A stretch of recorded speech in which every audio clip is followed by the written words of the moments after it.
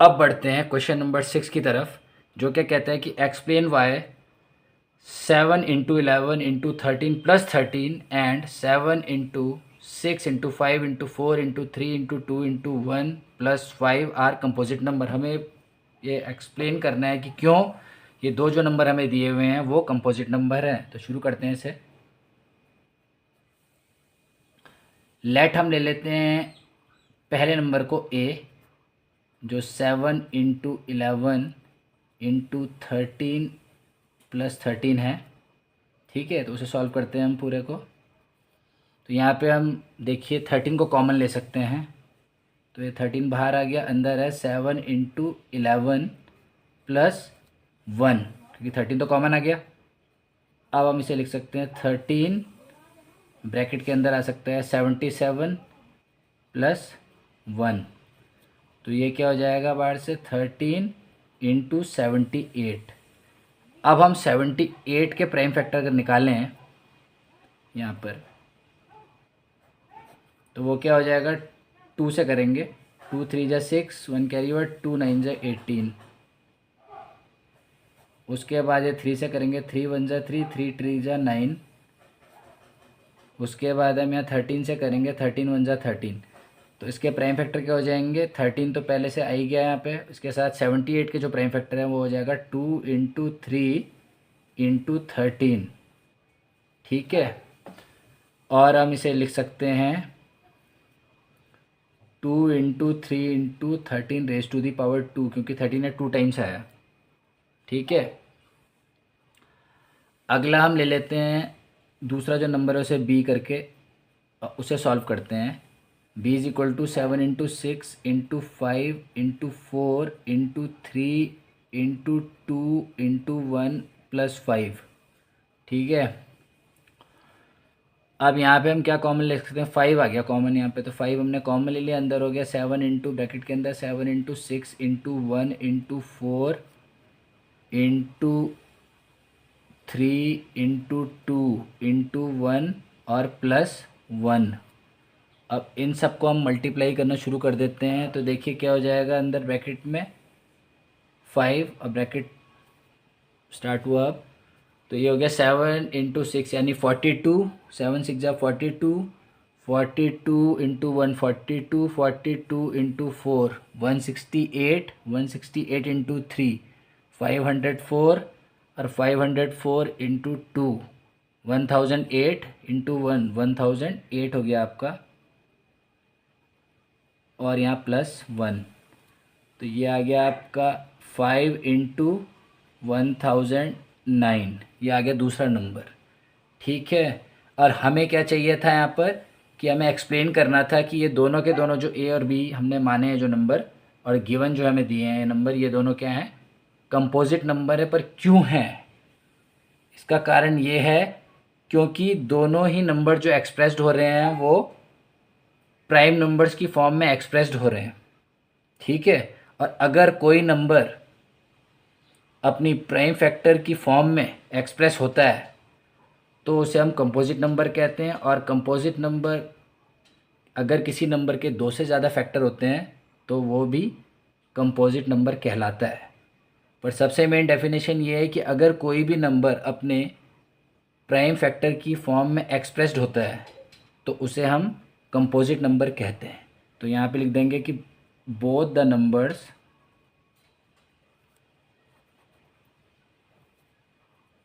चाहे वो ए हो चाहे वो बी हो,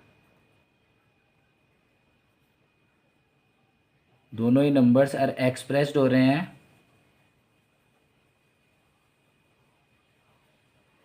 as a product of primes.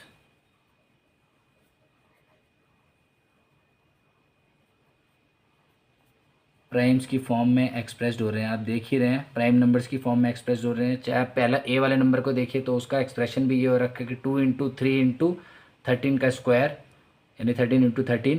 तो देखिए प्राइम नंबर्स की फॉर्म में एक्सप्रेस्ड है, और बी जो दूसरा नंबर है वो भी 5 × 1009, वो भी प्राइम की फॉर्म्स में एक्सप्रेस्ड है। इसीलिए देयरफॉर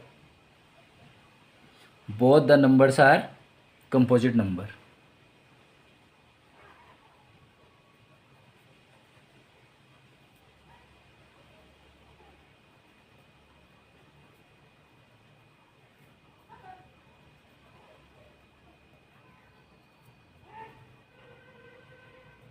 ठीक है, तो ये हो गया आंसर नंबर 6। अब बढ़ते हैं क्वेश्चन नंबर 7 की तरफ, जो क्या कहता है, ध्यान से देखिएगा, बड़े इंपॉर्टेंट क्वेश्चन है बोर्ड के पॉइंट ऑफ व्यू से भी, बोर्ड एग्जाम्स के लिए। तो ये क्वेश्चन कह रहा है कि there is a circular path around a sports field. Sonia takes 18 minutes to drive one round of the field while Ravi takes 12 minutes for the same. Suppose they both start at the same point and at the same time and go in the same direction.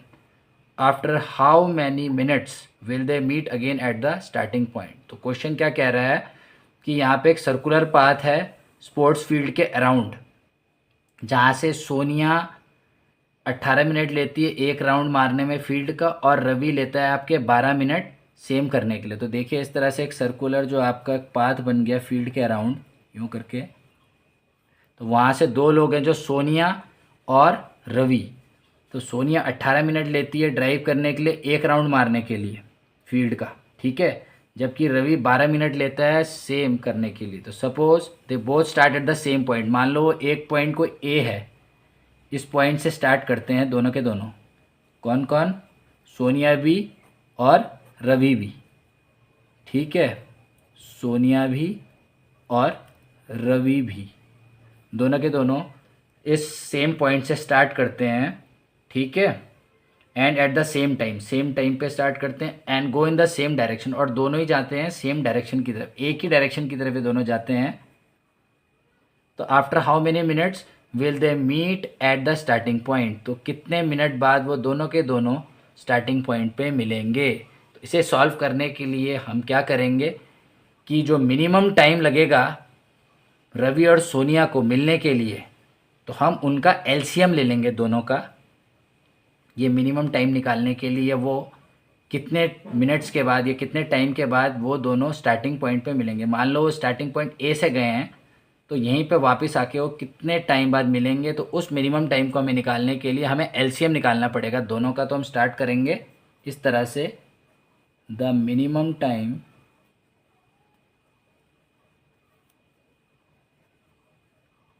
Ravi and Sonia meet is the LCM of 12 and 18। इन दोनों का हम LCM निकाल लेंगे। अब आपको prime factorisation से इनका एलसीएम तो आता ही है निकालना, वैसे भी आता ही है।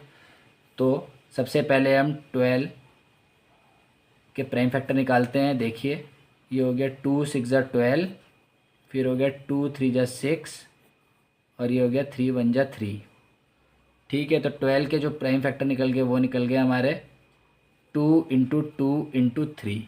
उसी तरह से हमने 18 का भी निकाला है प्राइम फैक्टर। तो 18 का किस तरह से निकल गया आपका 2 9 जा 18, फिर देखिए 3 से करेंगे 3 3 जा 9, और फिर आ गया 3 1 जा 3। तो 18 के प्राइम फैक्टर हमारे आ जाएंगे 2 इंटू 3 इंटू 3, ठीक है। तो देयरफॉर हमारा एलसीएम जो आ जाएगा 12 और 18 का, वो आ जाएगा हमारा कितना, देखिए 2 बार 2 तो यहाँ आ ही गया, तो 2 2 तो यहाँ मल्टीप्लाई हो गए, ठीक है।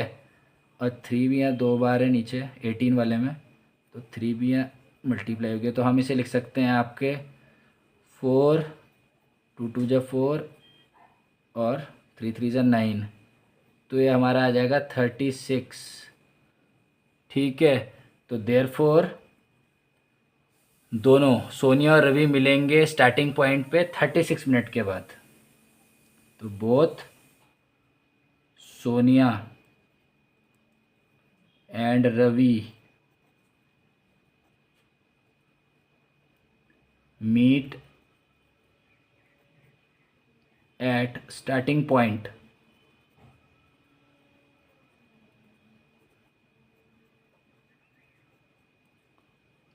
आफ्टर